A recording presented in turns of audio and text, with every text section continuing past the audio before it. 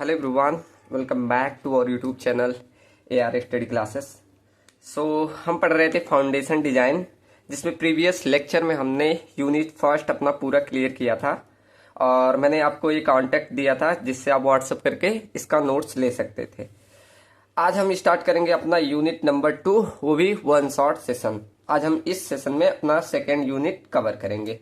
ठीक, चलो एक बार सिलेबस देखते हैं कि सेकंड यूनिट का सिलेबस क्या है, उसके बाद उसी अकॉर्डिंग आप मैच कराते चले जाइएगा। देखो, यूनिट 2 लिखा है bearing capacity and settlement of slow foundation. Mainly इसमें हमें स्लो फाउंडेशन के बारे में पढ़ना, वो भी उसकी बियरिंग कैपेसिटी निकालना और उसका सेटलमेंट, ये दो चीजें निकालना इस यूनिट में सीखना है। आप ये चैप्टर डाल सकते हैं। अब क्या क्या टॉपिक पढ़ना है, पहले हमें पढ़ना है bearing capacity, design criteria and factor affecting bearing capacity. क्या क्या फैक्टर अफेक्ट कर सकते हैं। ठीक, सिलेक्शन ऑफ फाउंडेशन डेप्थ, कैसे आप फाउंडेशन की डेप्थ को सिलेक्ट करेंगे। मोड ऑफ सीरियल फेलियर क्या होता है, और आपका पूछा है थ्योरीज ऑफ बियरिंग कैपेसिटीज। मतलब बहुत सारी थ्योरी होते हैं, लेकिन आपके सिलेबस में बोला है तरजागी, मेरॉफ और हैंसन और IS कोडल मेथड। इन चार को आपके सिलेबस में बोला है। ठीक, और बाकी बहुत सारे होते हैं, वो भी मैंने 2-4 लिख दिए, वो भी देख लीजिएगा। उसके बाद आगे लिखा settlement of shallow foundation, immediate, consolidated and differential settlement. इन तीनों को देखना है। तो ये आपकी सेकेंड यूनिट का सिलेबस है। अभी अब मैं पढ़ाते जाऊंगा, आप लोग टॉपिक मैच कराते चले जाइएगा। ठीक, मैंने सीरियल वाइज लिखा है। चलो तो पढ़ते हैं सेकेंड यूनिट। आज भी मैं हैंड रिटन नोट्स ऐसे लिख के लाया हूं और काफी अच्छा रिस्पॉन्स रहेगा, तो अगली यूनिट भी मैं लेके आऊंगा। ठीक, चलो तो स्टार्ट करते हैं यूनिट नंबर सेकेंड। अब यूनिट नंबर सेकेंड में मैंने अगर देखा तो यहाँ पर बात चल रही है हमारी फाउंडेशन की। तो पहले एक बार आप लोग समझ जाइए कि फाउंडेशन क्या है, जिससे और भी क्लियरिटी होगी। तो यहाँ पहले मैंने फाउंडेशन के बारे में लिखा है, उसके बाद क्लासिफिकेशन किया है, जिससे आपको आसानी होगी। जैसे आपका कोई स्ट्रक्चर है, जैसे कोई घर बना रहे हैं, तो लोड का ट्रांसफर कैसे होगा, लोड पाथ कैसे ट्रेवल करेगी, ये बताया जा रहा है। पहले ये सीखो। देखो, आपका सबसे ऊपर, आप एक घर को आप इमेजिन करिए। अब आप घर में ऊपर देखेंगे स्लैब होता है। अब वहां स्लैब से ऊपर से लोड आता है तो वहां बीम पे जाएगा, उसके बाद बीम से हमारा क्या, कॉलम पे जाएगा, फिर कॉलम से हमारा फुटिंग पे, और फुटिंग से हमारा क्या होता है, वो सारा लोड हमारा सॉइल में डिस्ट्रीब्यूट हो जाता है। तो कुछ इस तरह हमारा फुटिंग क्या करता है, ऊपर से आने वाले लोड को सॉइल में डिस्ट्रीब्यूट कर देता है, जिससे कोई किसी प्रकार का आपका जो भी स्ट्रक्चर बना है उसमें फेलियर नहीं आता। ठीक, तो ये फाउंडेशन, ये आपका लोड का ट्रांसफर हो गया। तो हमें पढ़ना है क्या, सेलो फाउंडेशन। उससे पहले हम समझते हैं फाउंडेशन क्या काम कर रहा है। ठीक, तो यहां मैंने लिखा है फुटिंग, या फुटिंग बोलो या फाउंडेशन बोलो, एक ही चीज होता है।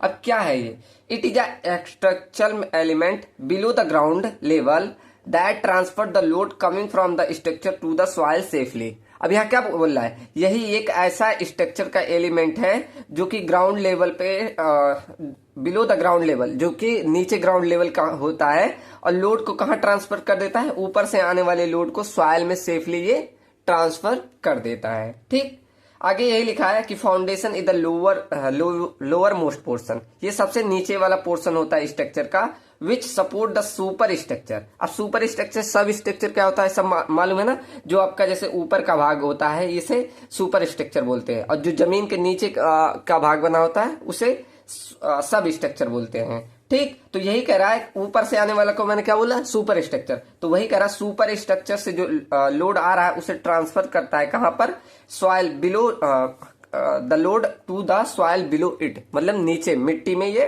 ट्रांसफर कर देता है।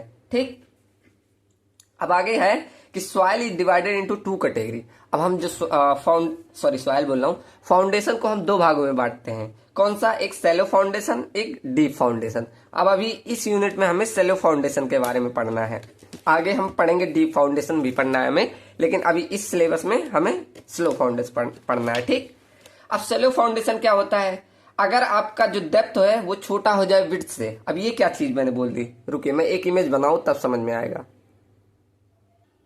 देखिए, ये सही बना नहीं, लेकिन समझिएगा, ये मैंने एक फाउंडेशन बनाया है जिसकी ये विड्थ होती है और यहां से यहां तक ये डेप्थ ऑफ फाउंडेशन है। ठीक, ये ग्राउंड लेवल है। तो यही बोल रहा है कि अगर इसका विड्थ ज्यादा हो जाए कंपेयर टू डेप्थ के, तो वो हमारा सेलो फाउंडेशन कहलाता है। ठीक, तो ये आपका डेप्थ फाउंडेशन, ये विड्थ, अगर ये विड्थ की वैल्यू ज्यादा हो जाए कंपेयर टू डेप्थ से, तो ये क्या कहलाएगा, हमारा सेलो फाउंडेशन। और तरजागी ने अलग से बोला, तरजागी क्या बोलते हैं कि अगर डेप्थ और विड्थ का फाउंडेशन का रेशियो जो है लेस देन इक्वल टू 1 हो जाए तो आपका सेलो फाउंडेशन कहलाता है। किसके अकॉर्डिंग, तरजागी के अकॉर्डिंग।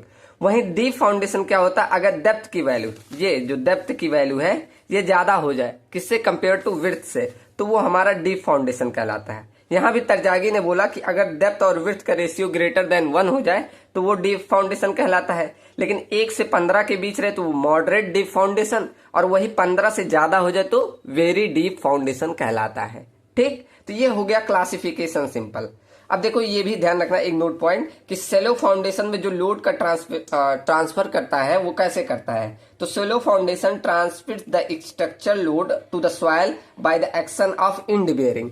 इसका मतलब क्या है कि जो आपका, जैसे मान लो ये सोलो फाउंडेशन है, अब इसमें लोड का ट्रांसफर जो होगा वो बोला मैंने इंड बियरिंग, या क्या बोला, इंड बियरिंग से। तो ये मतलब लोड का ट्रांसफर ये अपने यहां से, इसे बोलते हैं इंड बियरिंग, इस लास्ट वाले पोर्शन से करता है। लेकिन डीप फाउंडेशन जब हम पढ़ेंगे तो वहां कुछ इस तरह होता है, डीप फाउंडेशन ऐसे बनेगा तो वहां साइड से भी और इंड बियरिंग दोनों के द्वारा लोड का ट्रांसफर करता है। ठीक, जब डीप फाउंडेशन पढ़ेंगे तो वहां देखेंगे। तो ये कुछ हो गया आपका सेलो फाउंडेशन, डीप फाउंडेशन के बारे में। अब अगला टॉपिक आता है क्लासिफिकेशन ऑफ सेलो फाउंडेशन। तो इसका क्लासिफिकेशन मैंने पीपीटी बना दिया, इमेज के थ्रू मैं समझाऊंगा और लिखा भी हूं, उससे और क्लियरिटी आएगी। चलिए यहां मैं क्लासिफिकेशन इस पीपीटी द्वारा समझाऊंगा, क्यों, क्योंकि मैंने सब इमेजेस लाए हैं, तो ये इमेजेस द्वारा आपको अच्छे से क्लियर होगा। ठीक, चलो मैं थोड़ा जूम कर दूं जिससे आप लोग को और थोड़ा दिखेगा। ठीक, अब और क्लियर दिखेगा। चलो तो बढ़ते हैं फाउंडेशन का क्लासिफिकेशन से। एक सेकेंड,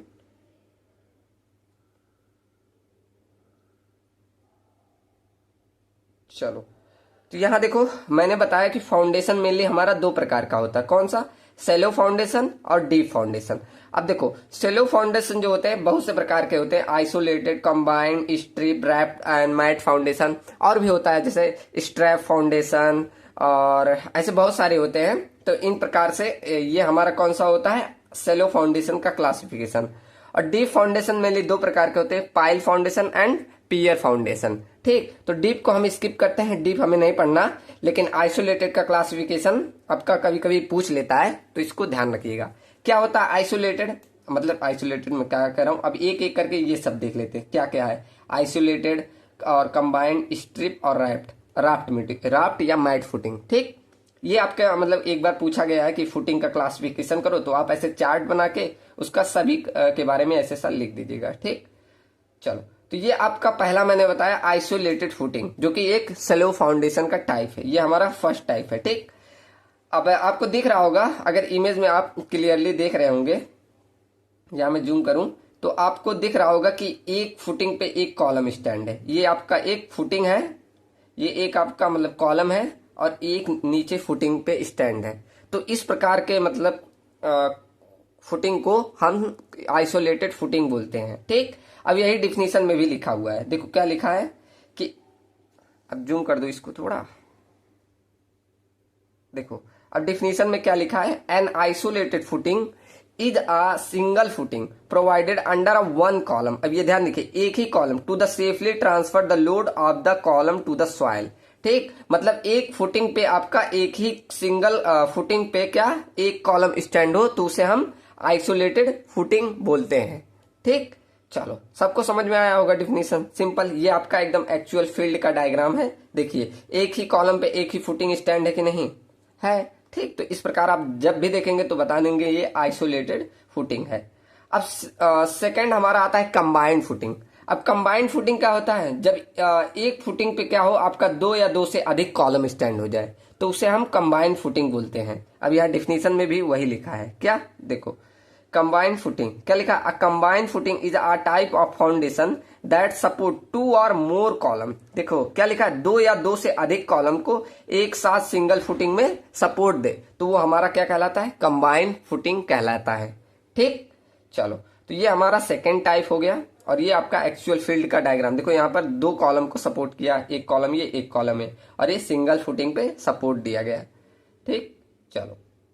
एंड थर्ड हम पढ़ते हैं स्ट्रिप फुटिंग।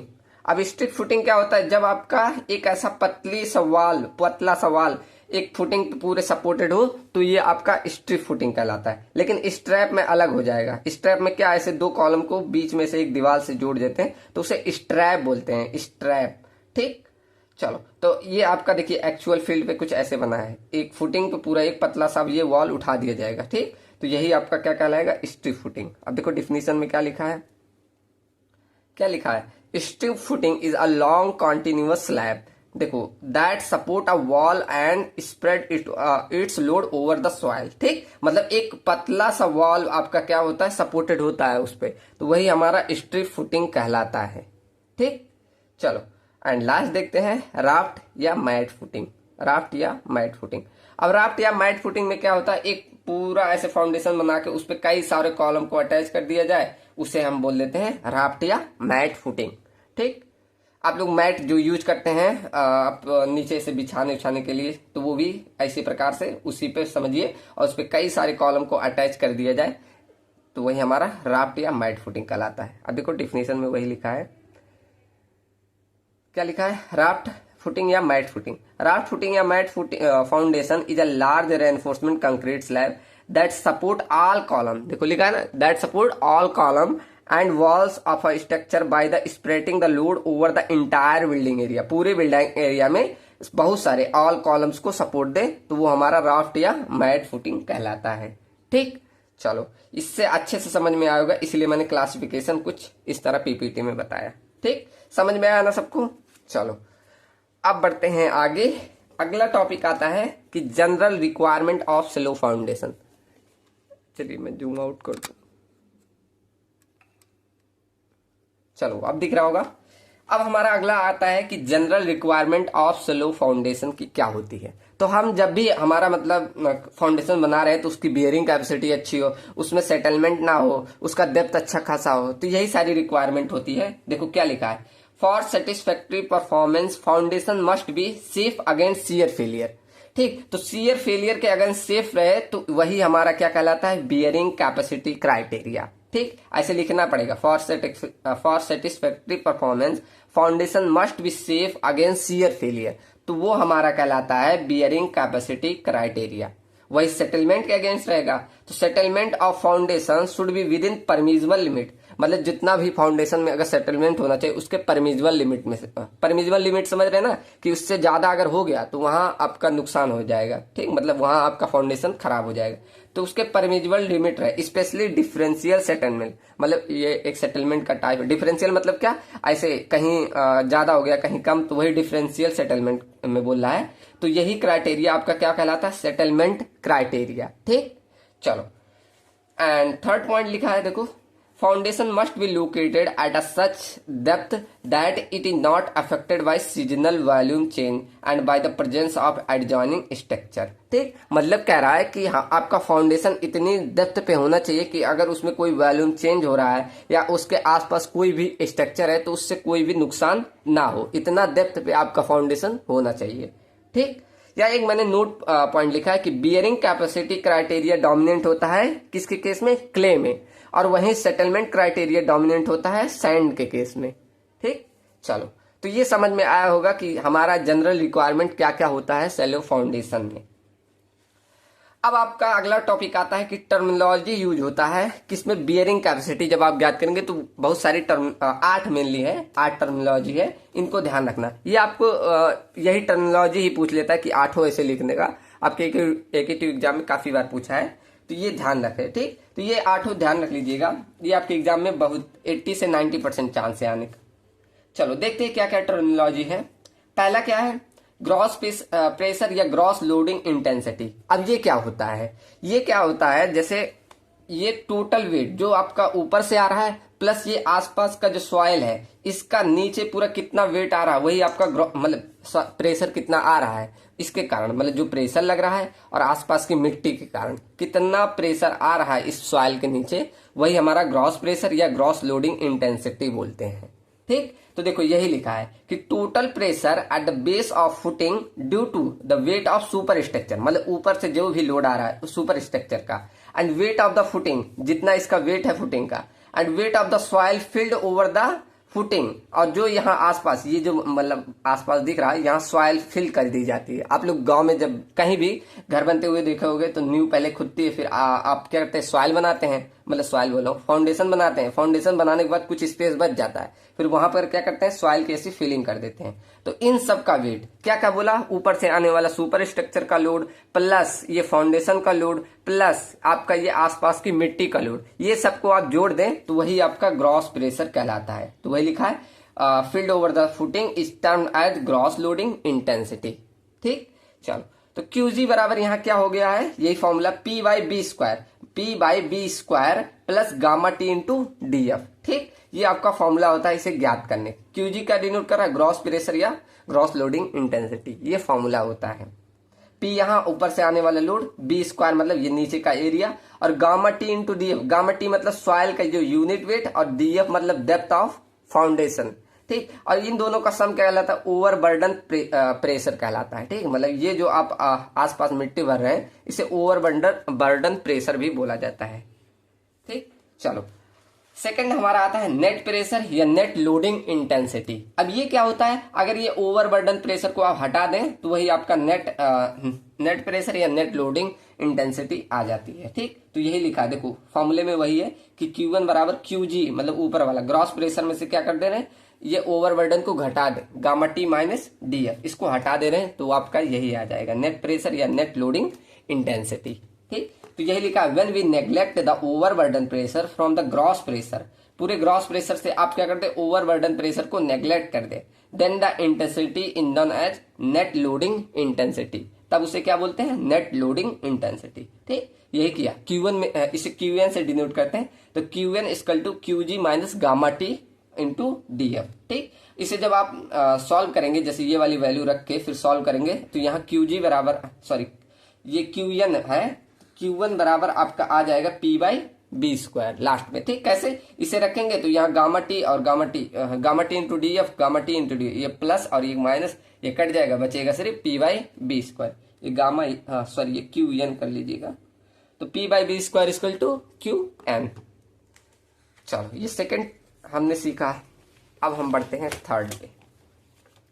थर्ड क्या है, अल्टीमेट बियरिंग कैपेसिटी। अब अल्टीमेट बियरिंग कैपेसिटी का मतलब क्या होता है कि मतलब आप सॉइल पे इतना लोड लगाएं कि वो मतलब शीयर में फेल होने से पहले तक का, मतलब इतना लोड लगाते जाए अंतिम में मतलब शीयर में फेल होने से पहले तक का उसका जो भी आप जितना भी लोडिंग लगा रहे हैं वही आपका कहलाता है अल्टीमेट बियरिंग कैपेसिटी। अब देखो क्या लिखा है, the maximum gross intensity of loading that the soil can support before it fail in shear. वही लिखा ना कि आप इतना मतलब लोड लगाते जाए कि शीयर में फेल होने से पहले जितना वो रजिस्ट कर जाए, वही कहलाता है अल्टीमेट बियरिंग कैपेसिटी। ठीक, चलो फोर्थ क्या लिखा है, नेट अल्टीमेट बियरिंग कैपेसिटी। अब नेट जब भी आ जाए तो इसमें से अल्टीमेट में से क्या कर देना, ओवर बर्डन को घटा देना। देखो ये लिखा है QNU बराबर QE minus gamma T into DF। Gamma T into DF क्या होता है, ओवर बर्डन, हमने पीछे ही सीखा। तो वही net ultimate bearing capacity equal to QU, मतलब इसमें में से हमने क्या कर दिया, ओवर बर्डन को घटा दिया। ठीक, तो यही लिखा है the maximum net intensity of loading that the soil can support before it fail in shear is called net ultimate bearing capacity. ये तो इसकी थ्योरी लिखी गई है। ठीक, और फॉर्मूला ये होता है। अब नेट सेफ बियरिंग कैपेसिटी क्या होता है, नेट मतलब आपके पास सेफ बोला है तो मतलब ये ध्यान रखिए कि फैक्टर ऑफ सेफ्टी लगाना है। बस क्या करिए आप जो यहाँ की QNU लिखा ले उसमें फैक्टर ऑफ सेफ्टी से डिवाइड कर दीजिएगा। तो यहाँ लिखो net safe bearing capacity QNS equal to QNU divided by factor of safety. ठीक, और QNU का फॉर्मूला कुछ इस तरह होता है QU minus gamma T into DF divided by factor of safety. Usually जो फैक्टर ऑफ सेफ्टी की वैल्यू ली जाती है वो 2.5 से लेकर 3 तक ली जाती है। ठीक, चलो ये अभी 8 टर्म है, 8 को एकदम याद हो जाएगा। आप 2-4 बार पढ़ेंगे, खुद से फॉर्मूला लिखेंगे तब ध्यान हो जाएगा, नहीं तो ऐसे एक साथ जब पढ़ के छोड़ देंगे तो कंफ्यूजन होने लगती है। ठीक, कहाँ पर कौन सा रहता है, ऐसे ध्यान से हट जाता है। चलो छठवां टर्म देखते हैं, ग्रॉस सेफ बियरिंग कैपेसिटी, जिसे हम डिनोट करते हैं QS से। अब ये क्या होता है, it the maximum gross intensity of loading that the soil can safely support without the shear failure. ठीक, तो ये मैक्सिमम क्या होता है, ग्रॉस इंटेंसिटी ऑफ लोडिंग होता है जो कि सेफली आपका सॉइल वियर कर जाए बिना किसी सीयर फेलियर के। अब इसे कैसे ज्ञात करते हो, यही नेट वाले में क्या कर दो, अब ओवरबर्डन जोड़ दो, तो QS equal to QNS plus gamma T into DF। मतलब इस नेट से बियरिंग कैपेसिटी में हमने क्या कर दिया, ओवरबर्डन को ऐड कर दिया। नेट वाला कुछ ऐसे लिखा है, ये ऊपर वाला फॉर्मूला प्लस ये लिख दिया, QNS का टोटल ये फॉर्मूला लिख के प्लस ये जोड़ दिया, तो कुछ इस तरह भी लिख सकते हैं। ठीक, यहाँ देखो, यहाँ अलग से मैंने ये दिखाया, फिर इसको यहाँ रख दिया, मतलब QNS के स्थान पे, तो फॉर्मूला आपका कुछ इस तरह भी बन जाएगा। ठीक, चलो अब सातवां टर्म देखते हैं। सातवां, अब जैसे यहाँ सीयर में देखा, ऐसे सेटलमेंट में देखना होता है, तो सेफ बियरिंग प्रेशर जिसे QPS में बोलते हैं। अब इसे मैंने बोला सेटलमेंट में, तो वही मतलब कितना आपका सॉइल अलाउ करेगा सेटलमेंट होने के लिए। देखो ये लिखा है, the maximum net intensity of loading that can be allowed on the soil such that settlement does not exceed the permissible value is called the safe bearing pressure. ठीक, मतलब सेटलमेंट की वैल्यू उससे ज्यादा ना हो परमिजिबल लिमिट से, तो वही आपका सेफ बियरिंग प्रेशर कहलाता है। ठीक, चलो आठवां क्या है, आठवां इन दोनों का देखो, किसका है, QPS और QNS का, इसका नेट सेफ बियरिंग कैपेसिटी का और इसका QPS का, दोनों में से जो वैल्यू आपकी क्या आ जाए, मैक्सिमम, वही आपका allowable bearing capacity bearing pressure आ जाता है, जिसे QA नेट से दिखाते हैं। तो देखो लिखा, it is the maximum net intensity of loading that the soil applied, no possibility of shear failure. अब इसके लिए आपको क्या निकालना होगा, दो वैल्यू हमने पीछे जो निकाली थी, कौन सी, QPS और QNS का, इन दोनों का जो मिनिमम आएगा वही आपका QA नेट होता है। ठीक, चलो तो ये हमारा 8 टर्मिनोलॉजी है, आठों को ध्यान रखिएगा। ठीक, एक बार नोट्स खुद से पढ़िएगा, मैं नोट्स तुरंत व्हाट्सएप पे भेज दूंगा, सब लोग खुद से पढ़ोगे एक बार तो एकदम ध्यान हो जाएगा। ठीक, क्या है, मोड्स ऑफ सीयर फेलियर।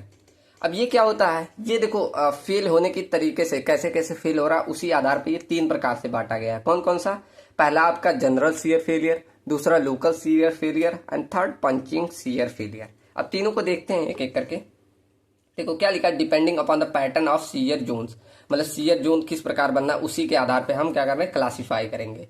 जैसे मैंने पहला बोला क्या, जनरल सीयर फेलियर। अब ये कैसा आकर होता है, general shear failure occurs in soil showing brittle type, मतलब ये ऐसा कैसा शो करता है, एक ब्रिटल टाइप फेलियर शो करता है। जैसे आपका एग्जांपल में डेंस सैंड, स्टिप क्ले और ओवर कंसोलिडेटेड क्लेस, इन सभी में आपका जनरली आपका कौन सा देखने को मिलता है, जनरल सीयर फेलियर। ठीक, आगे क्या लिखा है, in this type failure tilting of foundation is observed, मतलब आपको ये फाउंडेशन दिख रहा है ना, इसमें आपको देखेंगे जब ये फेलियर अकर होगा तो फाउंडेशन ऐसे टिल्ट होते हुए, देखो यहाँ मैंने अदर कलर से दिखाया, तो ये एक्चुअल फाउंडेशन था। जब आपका जनरल सीयर फेलियर होता है तो क्या करता है, फाउंडेशन हल्का सा टिल्ट हो जाता है, और इसमें जो फेलियर प्लेन्स होते हैं ना, पूरे एकदम ग्राउंड पे जाकर ग्राउंड लेवल तक आपको दिखेगा, जिसके कारण आपको बल्जिंग और इसे हीविंग, बल्जिंग हीविंग जो भी आप बोलते हैं, ग्राउंड के ऊपर ऐसे देखने को मिलता है। ठीक, तो यही आगे लिखा होगा, क्या लिखा, but slip movement of foundation is one side only, मतलब जो स्लिप होगा वो केवल एक ही साइड आपको दिखेगा फाउंडेशन में, ऐसा नहीं हर जगह अलग अलग, एक ही साइड में ऐसे हल्का टिल्ट या स्लिप जो बोलते हैं वही दिखेगा। ठीक, failure plane extend up to the ground, वही मैंने बोला ना, जो ये फेलियर प्लेन आपको दिख रहे हो ये ग्राउंड तक आपको दिखेंगे, ऐसे ग्राउंड लेवल तक चले जाएंगे। Soil at the ground show the bulging और heaving on the both side, यहाँ मैंने बोला ना इसी फेलियर की वजह से आपको बल्जिंग या हीविंग दिखेंगे ऐसे ग्राउंड लेवल पे। ठीक, बल्जिंग हीविंग मतलब ऐसे सॉइल उभरी हुई ऐसे फूल जाएगी। ठीक, मतलब फूल जाएगी मतलब ऐसे ऊंचा ऊंचा आपको दिखेगा, वही बल्जिंग या हीविंग कहलाता है। आगे क्या लिखा है कि ये ऑब्जर्व कब होगा, जब आपका रिलेटिव डेंसिटी, डीआर मतलब रिलेटिव डेंसिटी की वैल्यू ग्रेटर देन कितना हो, 70%, तब आपको देखने को मिलेगा। और जब आपका इंटरनल फ्रिक्शन कोफिशिएंट, ये फाई लिखा है, फाई मतलब कोफिशिएंट ऑफ इंटरनल फ्रिक्शन, इसकी वैल्यू 36 डिग्री से ज्यादा हो तब आपको ये देखने को मिलता है। ठीक, ये डाटा ध्यान रखिएगा। और वाइड रेशियो की वैल्यू 0.55 से भी कम हो तब आपको वहां ये देखने को मिलता है। और एन मतलब एन आपने वहां पढ़ा ना, हमने एसपीटी पढ़ा था पीछे, तो वही यहाँ एन की वैल्यू जो होती है, एन मतलब नंबर ऑफ ब्लोज, यहाँ नंबर ऑफ ब्लोज की वैल्यू कितना हो जाए, 30 से ज्यादा हो जाए एसपीटी यहाँ मैंने लिखा है पीछे, यहाँ देखो सर्कल में, तो यहाँ एसपीटी की वैल्यू 30 से ज्यादा आती है, तब क्या देखने को मिलता है, जनरल शियर फेलियर। ठीक, चलो, और यहाँ पर देखो आप जब लोड लगाएंगे तो यहाँ से ऐसे कुछ हल्का सेटलमेंट आप कर बनाएंगे, कुछ यहाँ लिखा है ऑन लोड सेटलमेंट कर a well defined point is observe. कैसे, ये सेटलमेंट का डायग्राम हो गया, मतलब लाइन, और ये लोड का, तो आप लोड लगाते लगाते गए, यहाँ कुछ इस तरह सेटलमेंट तब देखने को मिलेगा। ऐसे हम तीनों में देखेंगे, उसके बाद लास्ट में कंपेयर भी करेंगे। देखो ऐसे, देखो यहाँ पर मैंने कंपेयर भी कराया है। अभी पढ़ो सेकंड क्या होता है, लोकल शियर फेलियर। अब यहाँ पहले इसमें समझो, इसमें लोकल शियर फेलियर में कोई भी फाउंडेशन में टिल्टिंग नहीं ऑब्जर्व होती, और आपका जो फेलियर प्लेन होता है वो ग्राउंड लेवल तक नहीं पहुंच पाता। इस कारण इसमें बल्जिंग और हिविंग बहुत कम या नेग्लेक्टेड होती है। ठीक, तो यही सारे पॉइंट है। देखो, in this failure no tilting is observe, इसमें कोई भी आपको टिल्टिंग नहीं पता चलेगा। और इस फेलियर में स्लाइटली हीविंग और बल्जिंग इज ऑब्जर्व, स्लाइटली मतलब बहुत कम। ठीक, तो इतना हीविंग और बल्जिंग ऑब्जर्व होगा। थर्ड क्या है, failure plane is not completely develop and does not extend to the ground level. वही बोलना, जो ये फेलियर प्लेन है पूरी तरह से डेवलप नहीं होंगे और ग्राउंड लेवल तक नहीं पहुंचेंगे। ठीक, this type of failure occur when the relative density, अब इसमें रिलेटिव डेंसिटी की वैल्यू कितनी हो गई, 35 से 70% के बीच में रहती है। ठीक, अगला पॉइंट क्या है, पांचवा, this type of failure is observe in a soil having, देखो ये फाई लिखा है, फाई की वैल्यू कितना हो जाए, लेस देन 29 डिग्री, तब आपका मतलब कोफिशिएंट ऑफ इंटरनल फ्रिक्शन की वैल्यू कितना हो जाए, लेस देन 29 डिग्री, तब आपका लोकल शियर फेलियर देखने को मिलता है। एंड छठा point, on the load settlement curve a well defined point is not observe, इसमें कोई मतलब लोड सेटलमेंट कर्व में एक वेल डिफाइंड पॉइंट नहीं ऑब्जर्व होता। इसका मतलब जनरल शियर फेलियर में देखा हमने, लोड मतलब लोड बढ़ाते गए काफी लोड पे, तब हमें सेटलमेंट देखने को मिला। लेकिन यहाँ पे क्या, आप लोड बढ़ाएंगे, थोड़ा सा ज्यादा बढ़ाए जहां, तुरंत आपको सेटलमेंट देखने को मिला, वो भी ज्यादा। ठीक, तो इसलिए बोला इतना वेल डिफाइंड पॉइंट नहीं देखने को मिलता। और इसमें जो आपका वाइड रेशियो होता है वो ज्यादा होता है, कितना, 0.75 तक। और नंबर ऑफ पेनिट्रेशन एसपीटी की वैल्यू मतलब नंबर ऑफ ब्लोज की वैल्यू कितना होती है, लेस देन 10। ठीक, चलो आगे क्या लिखा है, आगे भी 2 पॉइंट और हैं। In case of local shear failure soil is slightly more compressible, इसमें आपका सॉइल क्या ज्यादा कंप्रेसिबल रहेगा as compared to general shear failure के।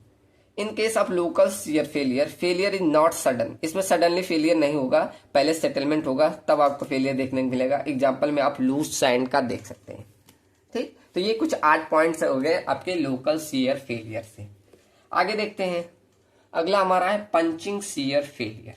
अब ये क्या होता है, अब देखो इसके पूरा एकदम इसमें मतलब ना आपका ये जो फेलियर प्लेन होगा ये डेवलप होगा, ना आपका टिल्टिंग होगा, ना आपका क्या ऊपर बल्जिंग और हीविंग देखने को मिलेगा, इसमें कुछ भी नहीं मिलता।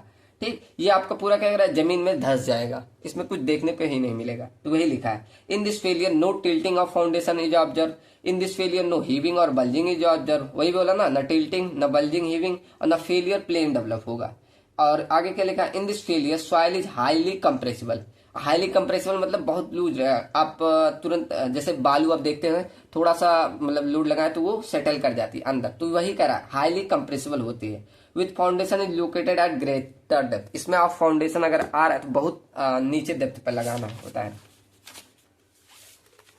आगे क्या लिखा है, it is observe for soil relative density की वैल्यू कितना हो जाए, 30% से भी कम। ठीक, और आगे क्या लिखा है, on load settlement curve no well defined point is observe, इसमें कोई भी एक वेल पॉइंट डिफाइन नहीं कर पाते। कैसे, देखो जनरल शियर, अब तीनों मैंने एक साथ बना दिया। जैसे जनरल शियर फेलियर में क्या देखा, हम लोड बढ़ाते गए तब हमारा सेटलमेंट देखने को मिला। लेकिन लोकल शियर फेलियर में क्या, थोड़ा लोड बढ़ा है तब जाकर मिला। इसमें पंचिंग में क्या हो रहा है, आप जहां लोड लगा रहे तुरंत ये काफी लार्ज सेटलमेंट देखने को मिल गया। ठीक, तो इस तरह आप तीनों एक साथ लास्ट में बना दीजिएगा, पहले तीनों को बनाकर फिर कंपेयर करके दिखा दीजिएगा लास्ट में। ठीक, चलो यहां तक आपको समझ में आया ना, फास्ट तो नहीं चल रहा हूं ऐसा, देखो मुझे पढ़ना ही है और समझाना है, तो अगर फास्ट होगा तो आप जो कमेंट में बता दीजिएगा, मैं अगली यूनिट जब लाऊंगा और स्लो पढ़ाऊंगा। ठीक, चलो अब बढ़ते हैं अगला टॉपिक। अगला टॉपिक क्या है, method to determine bearing capacity. अब इसमें देखो जो आपका सिलेबस दिखाऊं, सिलेबस में बियरिंग कैपेसिटी के लिए आपको देखो बोला तरजागी, मेहरॉफ, हैंसन और आई.एस. कूडल, यही बोला है। लेकिन बहुत सारे होते हैं, जैसे एनालिटिकल मेथड में रैंकाइन, फेलिनियर, तरजागी, स्कैम्पटन और ये सारे भी है क्या, हैंसन और भी होते हैं, और दो चार हैं, आपको सिलेबस में बोला ही नहीं तो मैं जो जो बोला है वही लिखवाऊंगा। ठीक, आगे सेकंड है कोडल प्रोविजन, तो ये भी बोला है, ये भी कर लेंगे। और फील्ड मेथड भी होते हैं, जैसे plate load test, SPT test, CPT test, तो ये हम पहले ही पढ़ चुके हैं। एसपीटी सीपीटी आप हमें पहले ही पढ़ना था, हमने वहां देखा था ना, एन फाई और एन गामा, ये ज्ञात करते हैं। अभी देखो आएगा वो, आपको अगर ध्यान हो फर्स्ट यूनिट पढ़े हो तो वहां हमने एन फाई और एन गामा देखा था, तो वो वाला फॉर्मूला आगे अभी आएगा। ठीक, चलो अब बढ़ते हैं फर्स्ट अपना एनालिटिकल मेथड, रैंकाइन मेथड। अब इसे इसलिए पढ़ा रहा हूं क्योंकि आपका सिलेबस में बोला था क्या, ये सिलेक्शन ऑफ फाउंडेशन डेप्थ, इसे कैसे आप सिलेक्ट करेंगे। तो इसके लिए देखो, अगर आप बोला चाहे तो आपका आई.एस. कोड ये भी बोलता है कि आपका जो डेप्थ ऑफ फाउंडेशन होना चाहिए, यहां मैं लिखवा दे रहा हूं, ये भी लिख लीजिएगा कि आपका जो डेप्थ ऑफ फाउंडेशन होना चाहिए, मिनिमम डेप्थ ऑफ फाउंडेशन आपको मिनिमम 0.5 मीटर रखना ही है। ठीक, ये आप लिख लीजिएगा नोट पॉइंट करके इधर ही कहीं, कि यहाँ आगे आप लिख लीजिएगा। ठीक, ये मैंने लिखा नहीं, कि आप जब भी डेप्थ ऑफ फाउंडेशन के इतना मिनिमम रखेंगे। क्यों इतना रखा जाता है, क्योंकि इसके कारण श्रिंकेज और जो वॉल्यूमेट्रिक चेंज ये सब आ रहा है, तो इससे इफेक्ट नहीं आता है। इतना आप मिनिमम से मिनिमम आपको रखना ही है, इससे कम नहीं होना चाहिए। ठीक, ये आप लिख लीजिएगा। अब आता है फर्स्ट रैंकाइन मेथड। अब हम क्या पढ़ रहे हैं, टॉपिक ध्यान है ना, क्या पढ़ रहे हैं, बियरिंग कैपेसिटी डिटरमाइन करने का मेथड। अब बियरिंग कैपेसिटी में आपका बहुत सारे मेथड है, जैसे रैंकाइन, फेलिनियस, तरजागी, स्कैम्पटन, हैंसन, और आपका जो बोला है इतना ही बोला है, और कोडल प्रोविजन, ये सब हमें पढ़ना है। ठीक, तो हम पहला स्टार्ट करने जा रहे हैं रैंकाइन मेथड। तो स्टार्ट करो रैंकाइन मेथड। अब देखो इस रैंकाइन मेथड ने क्या बोला, पहले यहां समझ लो कि आपका जो विड्थ ऑफ फाउंडेशन है उसको मत लो, आपको सिर्फ डेप्थ ऑफ फाउंडेशन से मतलब रखना है। अगर आपका डेप्थ ऑफ फाउंडेशन 0 हो गया तो मतलब आपके फाउंडेशन की बियरिंग कैपेसिटी भी 0 हो गई। ठीक, डेप्थ और विड्थ से कोई मतलब ही नहीं, डेप्थ बोल रहा हूं, सिर्फ डेप्थ से मतलब रखो, और किसी विड्थ कितनी है, उसकी हाइट तो मतलब उसकी साइज कितनी है, इन सबसे नहीं मतलब, सिर्फ आप डेप्थ से मतलब रखना है। ठीक, इसीलिए इस फॉर्मूले से हम डेप्थ ऑफ फाउंडेशन निकाल पाते हैं, यही हमें इस रैंकाइन मेथड से मिला था। अब क्या बोल रहा है, देखो Rankine method is applicable only to cohesive soil, ये केवल कोहेजिव सॉइल के लिए एप्लीकेबल है। अब देखो आगे लिखा है, in this method the effect of width and size of footing is not consider. वही मैं बोला ना कि आपका विड्थ कितना है, साइज ऑफ फुटिंग क्या है, इससे कोई मतलब नहीं, केवल आपका डेप्थ कितना है ये आपका मतलब रखता है। क्या बोला कि if depth of footing is 0, अगर डेप्थ ऑफ फुटिंग आपने 0 कर दिया तो then ultimate bearing capacity is 0, तब कह रहे हैं कि आपका जो बियरिंग कैपेसिटी वो भी 0 हो जाएगा, विच इज नॉट प्रैक्टिकली, जो कि प्रैक्टिकली पॉसिबल नहीं है।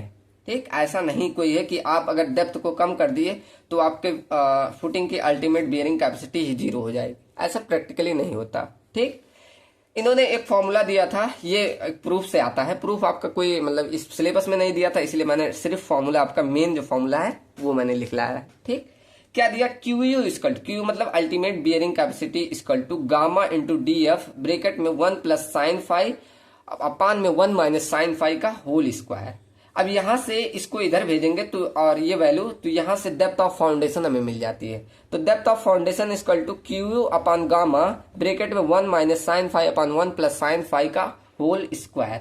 ठीक, तो इस फॉर्मूले से आप डेप्थ ऑफ फाउंडेशन निकाल सकते हैं। आपको बियरिंग कैपेसिटी मालूम रहेगा, आपको यूनिट वेट मालूम रहेगा, और आपका फाई दिया रहेगा। ठीक, तो वहां से आप डेप्थ ऑफ फाउंडेशन निकाल लेंगे।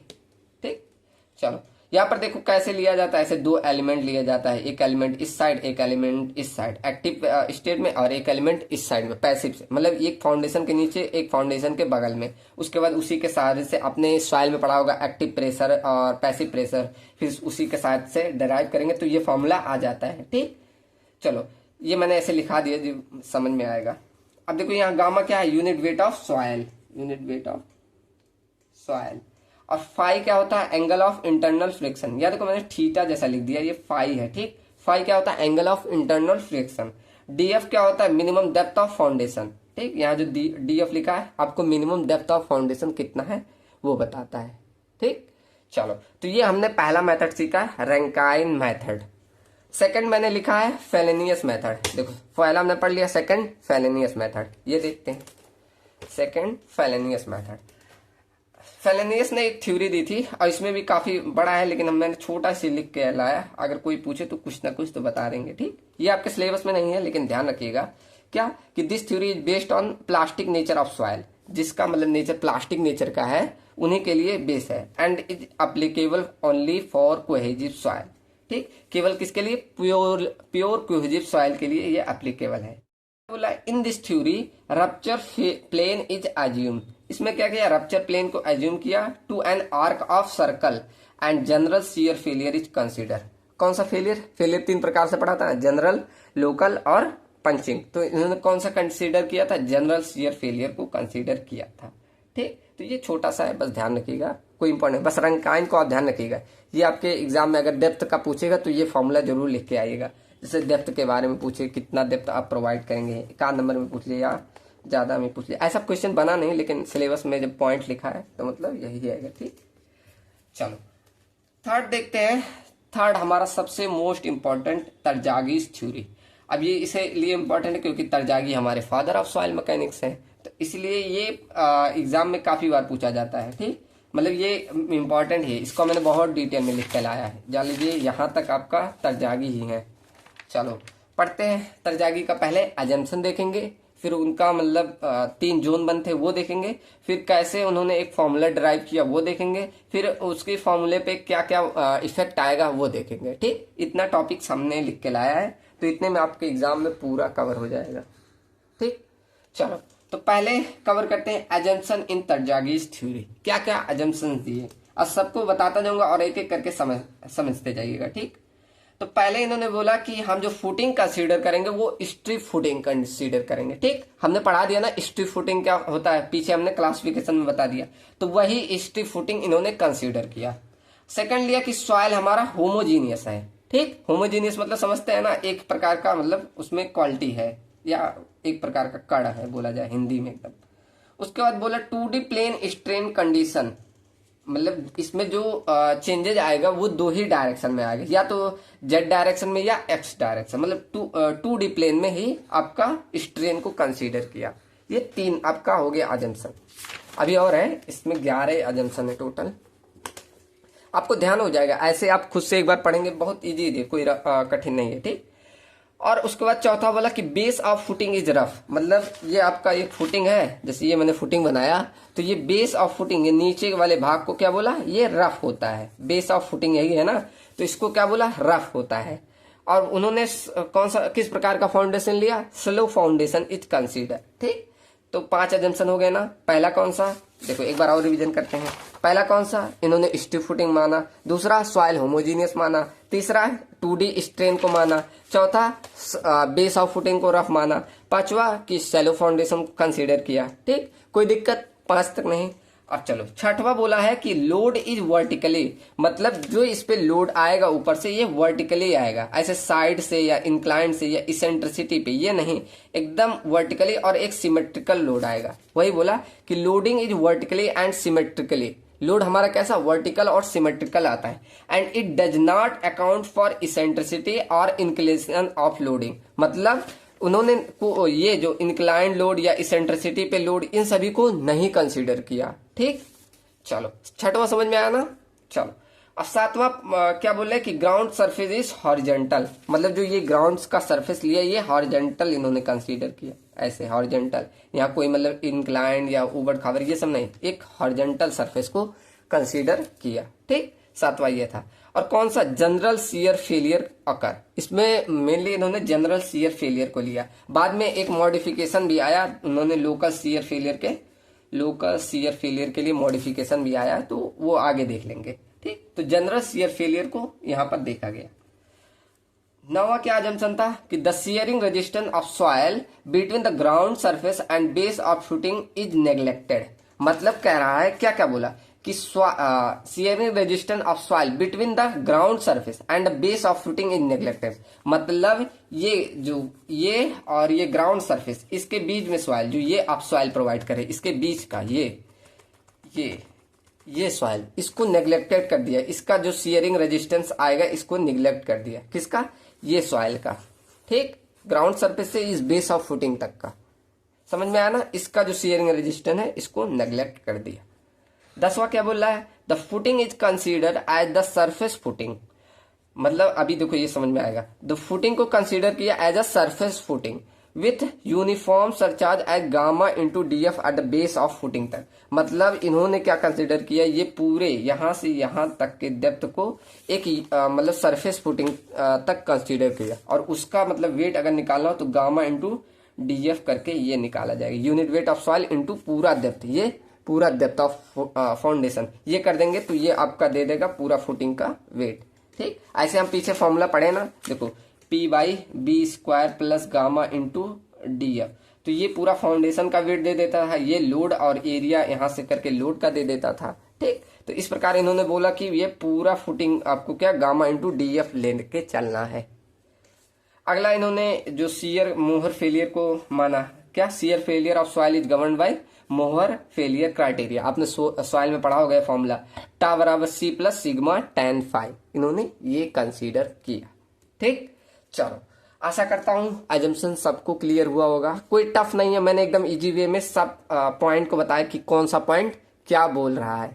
ठीक, चलो अब देखो तरजागी बियरिंग कैपेसिटी थ्योरी। अब ये क्या है? अब इस फिगर को ध्यान से समझिएगा, इसमें कोई टफ फिगर नहीं है। ये देखो, ये फाउंडेशन मैंने बनाया है, ये जो ब्लैक कलर से दिख रहा है, और ये ग्राउंड का सरफेस है, ये ऊपर आपको दिख रहा होगा ग्राउंड सरफेस, और नीचे ये लास्ट में आपका डेप्थ ऑफ फाउंडेशन है, और यहाँ जो लोडिंग आ रही है gamma into DF QU gamma into DF, ये सॉइल की वजह से ये फाउंडेशन का ऊपर का भाग से QU आ रहा है।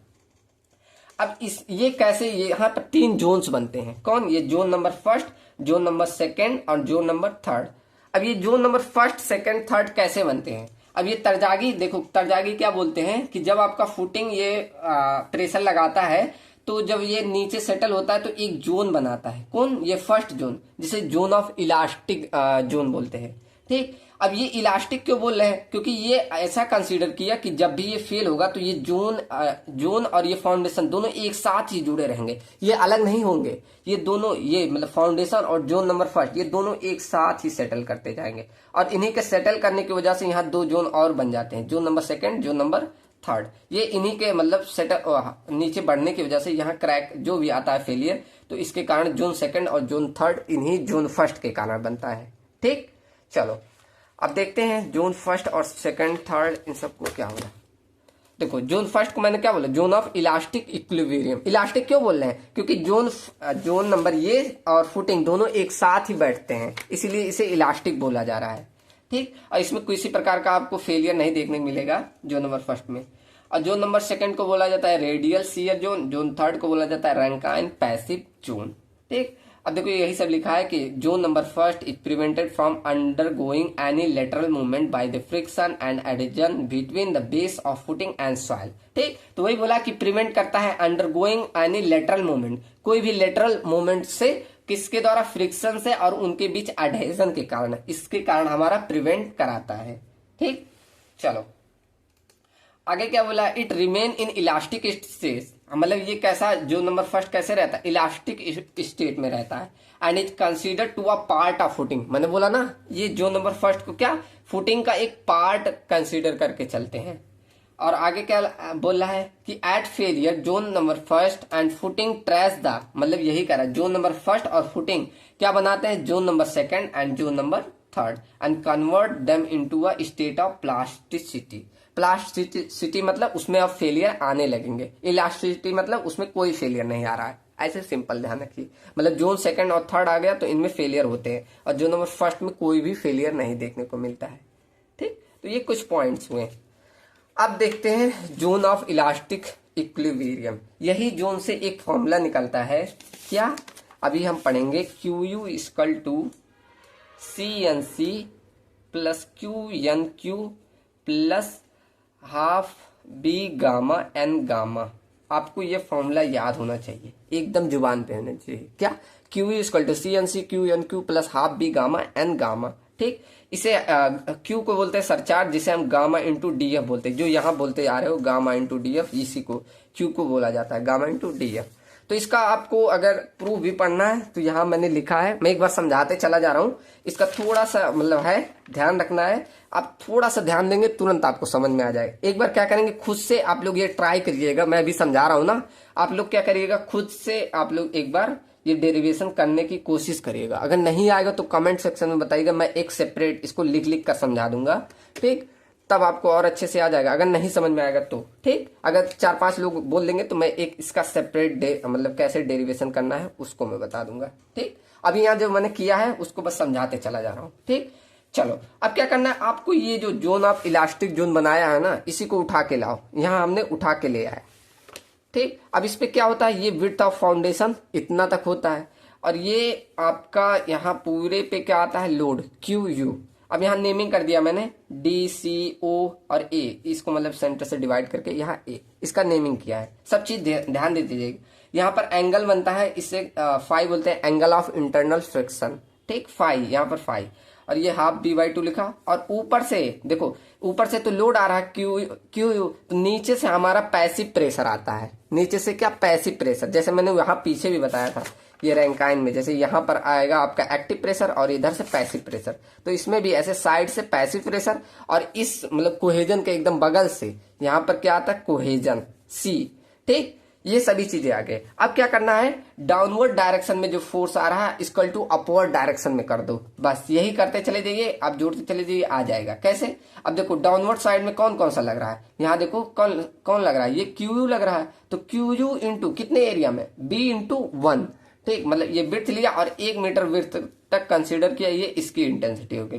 प्लस अब देखो ये ट्रायंगुलर शेप का है, ये भी सॉइल है ना, तो ये भी नीचे की तरफ ऐसे वेट रखा होगा, तो इसका भी एरिया लेके और यूनिट वेट से डिवाइड कर दो, इसका भी आ जाएगा मान। कितना आ गया? अब ट्रायंगल का कैसे निकालते हो, 1/2 इंटू बी टोटल विड्थ ले दिया, into O A depth, into unit weight of soil और पर मीटर के लिए ले दिया। ठीक, तो ये तो ऊपर का हो गया। ऐसे नीचे में देखो, नीचे की साइड से कौन सा प्रेशर लग रहा है, पहला तो 2 पैसिव प्रेशर, एक इस साइड से एक इस साइड से, तो यहाँ पर 2 पैसिव प्रेशर प्लस ये कोहेजन लग रहा है, कितना, सी मतलब 2c इंटू साइन फाई लगा देते हैं, क्योंकि ये देखो ये फाई एंगल पे है ना, इसको जब सीधा करोगे तो ये साइन में कन्वर्ट हो जाओगे, आप लोग मैकेनिक्स में पढ़े होंगे। ठीक, तो ये इस तरह एक टिल्ट पोर्शन में इसे स्ट्रेट में करोगे कितना, साइन में हो जाएगा। ठीक, अब यहाँ c की वैल्यू हमें निकालनी पड़ेगी, अभी ये बाद में करेंगे। समझ में आया ना क्या कि जो लोग ध्यान दिए होंगे जरूर समझ में आया होगा।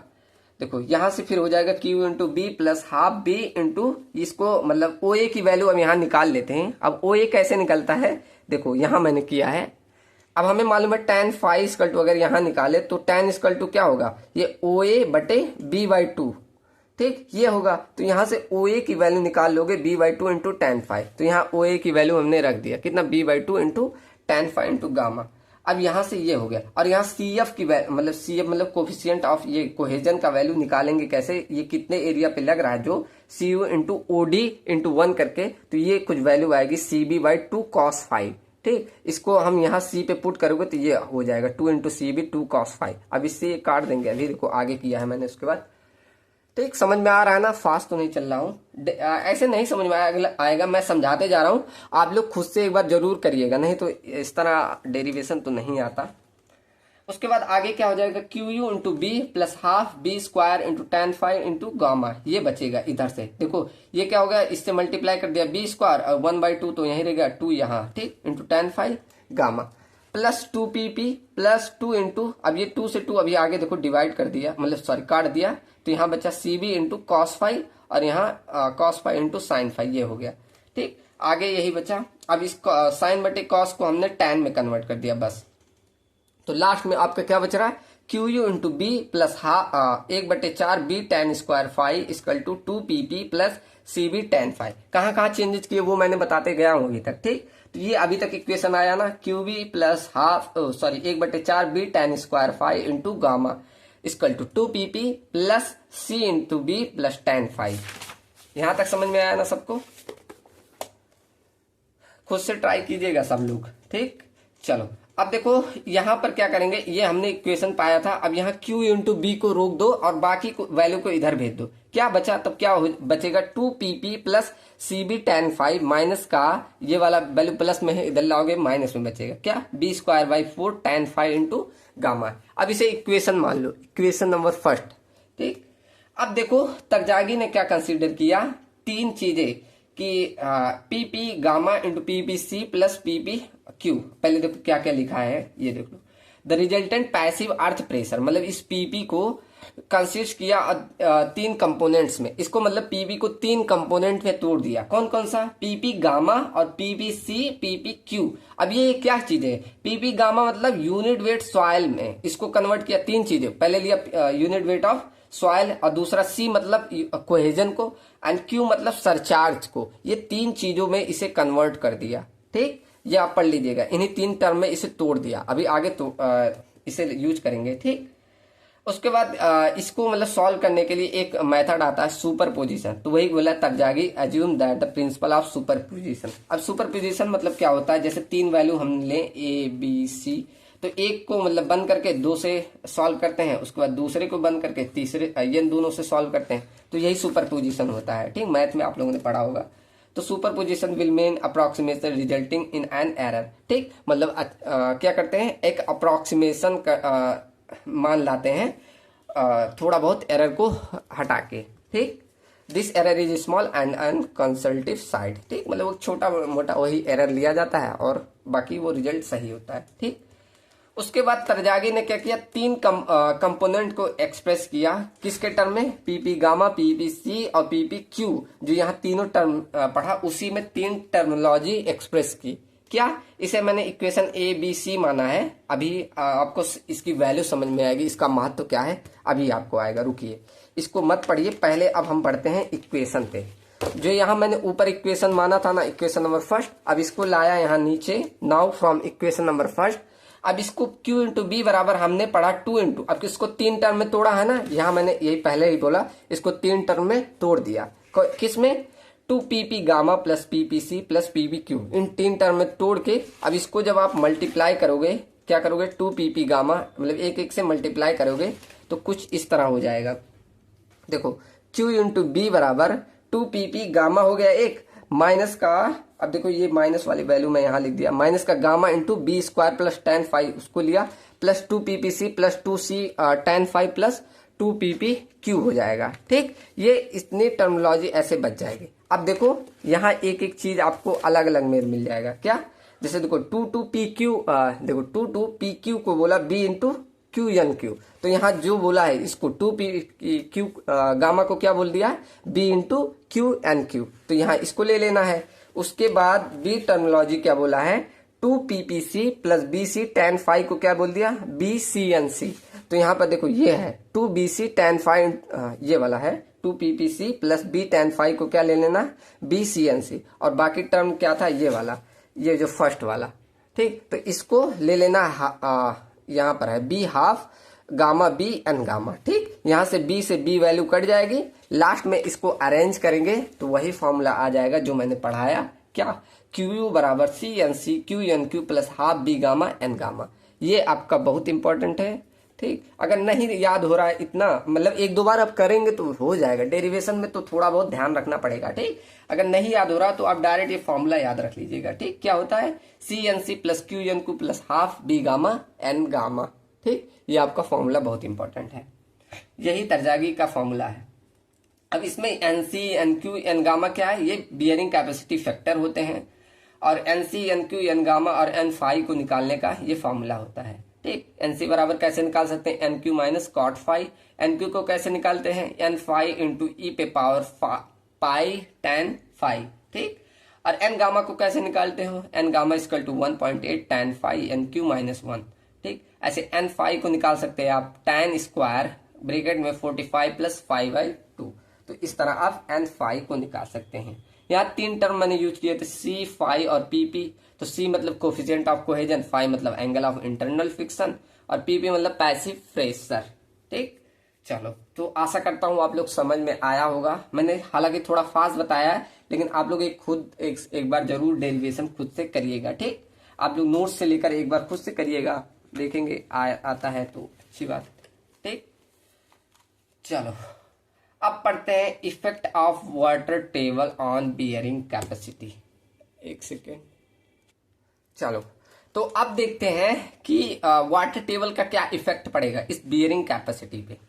ठीक, उसको जानने से पहले मैं एक चीज बता दूं। जैसे ये आपने पढ़ा, अभी मैंने फॉर्मूला बताया ना, Q U equal to C N C plus Q N Q plus half B gamma N gamma. ठीक, ये तीन टर्मिनोलॉजी मैंने मतलब ये बताई।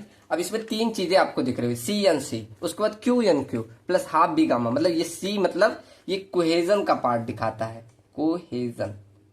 ठीक, और ये जो क्यू एन क्यू, क्यू मतलब होता है सरचार्ज, तो ये इंडिकेट करता है क्या, ये इंडिकेट करता है, indicates the bearing capacity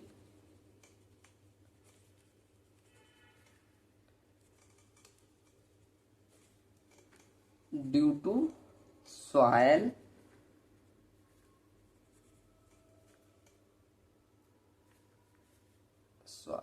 above और बिलो ग्राउंड। ठीक, तो ये इसलिए बता रहा हूं क्योंकि अभी जो पानी का इफेक्ट आएगा तो आपको कहां पर पड़ेगा इसी के द्वारा समझ में आ जाएगा। ठीक, तो पहला टर्म तो कोहेजन के द्वारा हो गया। सेकंड मैंने लिखा कि इंडिकेट करता है, सरचार्ज बोला, सरचार्ज कहां किसके कारण आता है, सॉइल की वजह से, सॉइल। देखो तो वही लिख रहा है indicate the bearing capacity due to soil above और बिलो द ग्राउंड। ये नीचे और ऊपर जो भी आपका सॉइल प्रेजेंट है उसके कारण जो भी बियरिंग कैपेसिटी आती है, ये सेकंड टर्मिनोलॉजी होती है। ठीक, ऐसे ये हमारा थर्ड आता है half B gamma N gamma. ठीक, तो ये हमारा दिखाता है नीचे जो आपकी मिट्टी प्रेजेंट है, बेस ऑफ फुटिंग मतलब जो नीचे है उसके कारण जो इफेक्ट आएगा वो थर्ड पे आएगा। ठीक, तो ये दिखाता है इंडिकेट्स the bearing capacity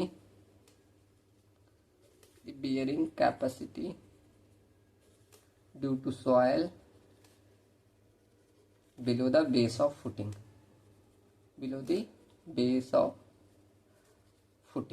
ये फुटिंग के नीचे जो मिट्टी है उसको ये थर्ड टर्मिनोलॉजी दिखाएगा। ठीक, अब इससे क्या ये जो मैंने लिखा ये क्यों लिखा, अब देखो, अब जब हमारा वाटर टेबल ऊपर चेंज होगा तो इस पे इफेक्ट आएगा, लेकिन जब फुटिंग के नीचे चेंज आएगा, मतलब फुटिंग के नीचे वाटर टेबल चेंज आएगा तो इस पे इफेक्ट आएगा। ठीक, अभी यही आपको समझना है।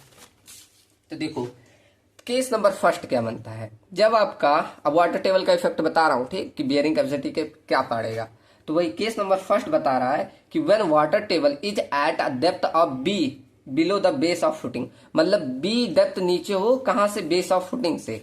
ये देखो मैंने फिगर बनाया है, ये आपका फुटिंग है और ये बी जो आता है ये बेस ऑफ फुटिंग होता है, इतना ही नीचे वाटर टेबल हो, तब क्या इफेक्ट आएगा, ये केस बन रहा है। केस समझ में आया ना, कि आपका विड्थ जो ये फाउंडेशन का लास्ट विड्थ है, जो डेप्थ है लास्ट फाउंडेशन का, वहां से लेकर विड्थ ऑफ जितना इतना विड्थ है उतना नीचे जाकर तब आपका वाटर लेवल है। वाटर टेबल कहाँ है, इतना नीचे, बी डेप्थ नीचे है, तब क्या इफेक्ट पड़ता है, तब कोई इफेक्ट नहीं पड़ता। देखो यही लिखा है, there is a no effect on bearing capacity if water table is B distance below the base of footing.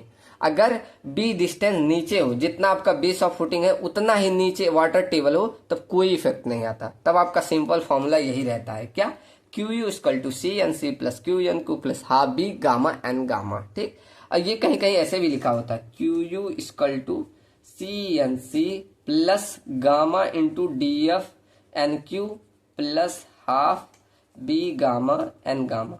यहाँ ये क्यू को आप गामा इंटू डी एफ भी लिख सकते हैं, यही मेरा कहने का मतलब था। ठीक, तो ऐसे भी फॉर्मूला दिखाएगा अभी। ठीक, चलो समझ में आया ना, केस नंबर फर्स्ट समझ में आया सबको।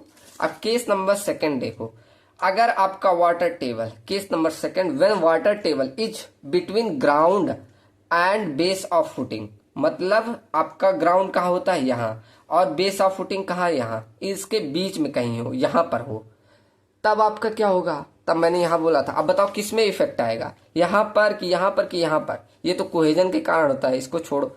अब ये वाली मिट्टी के कौन सी वाली मिट्टी होती है, due to the soil above और below the ground, ground level से ऊपर या नीचे, इस पे मतलब ये सेकंड में आपकी बार चेंज आ जाएगा। ठीक, समझ में आया ना? किस में चेंज आएगा? सेकेंड वाले में। ये जरूर लिख लीजिएगा, यहाँ ऊपर ऐसे लिख लीजिएगा, ठीक, और क्लियरिटी आ जाएगी। तो इस सेकंड वाले में बदलाव आएगा। तो देखो, लिखो in third term of Terzaghi equation gamma submerged will be used. ये क्या लिखा है? In third term of Terzaghi equation gamma submerged will be used. अच्छा, इसका मतलब क्या होता है? यहाँ देखो मैंने लिखा नहीं था इसलिए कि थर्ड टर्म में देखो हाफ बी गामा, यहाँ पे गामा सबमर्ज आ जाएगा, ये मतलब।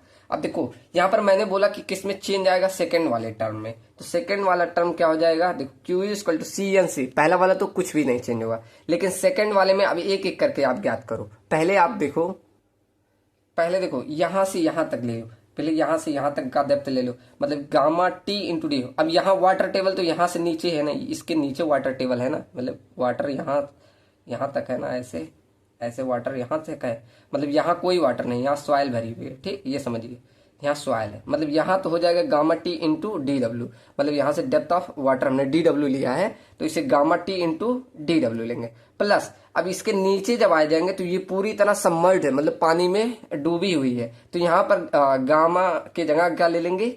गामा सबमर्ज लेके चलेंगे। तो यहाँ से गामा सबमर्ज इंटू, अब ये इतनी डेप्थ हमें निकालने के लिए क्या करना होगा? इतनी डेप्थ, तो टोटल डेप्थ में से ये वाली डेप्थ घटा दिए, मतलब डेप्थ ऑफ फाउंडेशन में से ये डी डब्ल्यू घटाएंगे तो ये वाली डेप्थ मालूम चल जाएगी, ठीक। तो ये हो गया आपका सबमर्ज यूनिट वेट या ओवर जो आपका क्यूब की वैल्यू आती है सरचार्ज, ठीक। कुछ इस तरह निकालना है। कैसे, समझ में आया ना? पहले आपको इतना जहां तक पानी नहीं पहुंची वहां तक, कैसे? Gamma T into D W, फिर आपका जहां तक पानी पहुंच गया वो वाला भाग है, फिर एनक्यू से लास्ट में मल्टीप्लाई कर दो बस, ठीक। चलो, उसके बाद half B gamma N gamma, मतलब यहाँ थर्ड टर्म में भी आपको यूज करना है, half gamma into N gamma, मतलब half gamma submerged into N gamma, यहाँ गामा सबमर्ज यूज करिएगा, ठीक। चलो, समझ में आया ना? ये हमारा सेकेंड केस हो गया। चलो, ऐसे थर्ड केस देख लेते हैं। अब ज्यादा सिलेबस नहीं बचा, थोड़ा सा है।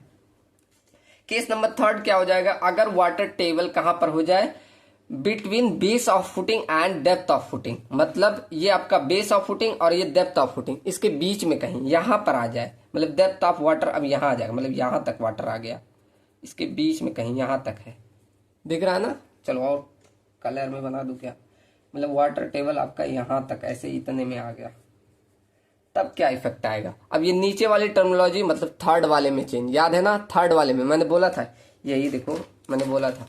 अब इसमें ये वाला इसमें चेंज आएगा, ये क्या? नीचे वाली सॉइल को दिखाता है, below the base of footing, नीचे की सॉइल में अब चेंज आएगा। देखो फॉर्मूले में कहा आ गया? Q U equal to C N C plus Q N Q, यहाँ तक तो सेम है, ठीक। Q U equal to C N C plus Q N Q, यहाँ तक तो सेम है, प्लस हाफ इंटू, अब देखो ये वाली मिट्टी तो इतना ही, यहां से यहां तक जहां वाटर नहीं पहुंचा वहां तक तो gamma T into D W, इतना तो वाटर भी नहीं पहुंचा, लेकिन नीचे यहां पहुंच गए, इसके लिए अलग से गामा सबमर्ज, मतलब भीगी हुई जो यूनिट वेट है, सबमर्ज मतलब ऐसे ध्यान रखो, भीग जहां तक पानी पहुंच गए, मतलब गामा सबमर्ज इंटू कैसे निकालेंगे? बी माइनस डी डब्ल्यू, ठीक। बी माइनस डी डब्ल्यू कर देंगे, उससे मल्टीप्लाई करके फिर यहाँ एन गामा से मल्टीप्लाई कर दीजिए, सिंपल, ठीक। एक बार खुद से समझेंगे और अच्छे से एकदम क्लियर होते जाएगा, ठीक।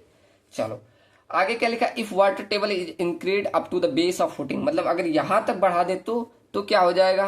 तो ये हो जाएगा C N C plus gamma T into D F. अब यहाँ मतलब ये डेप्थ ऑफ फुटिंग ये जीरो हो जाएगा, ये पूरा मल्टीप्लाई हो जाएगा, half B gamma submerge B N gamma, ठीक। मतलब ये वाली वैल्यू जीरो कर दी, मतलब ये खत्म, बचेगा कितना? ये half gamma into B into N gamma, वही आ जाएगा, ठीक। ऐसे सॉल्व करके भी कर सकते हैं।